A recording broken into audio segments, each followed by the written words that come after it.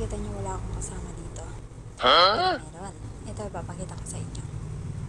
Yan, wait lang. Ayan, tingnan niyo. Nag-iisip siya kung ano yung susulat niya.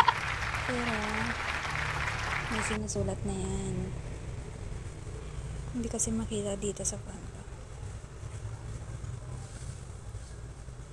Pag hindi mo siya pinapakialaman, kusa siya naggaganyan, nagsusulat.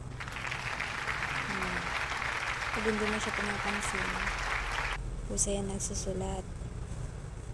Kaya hayaan mo lang siya.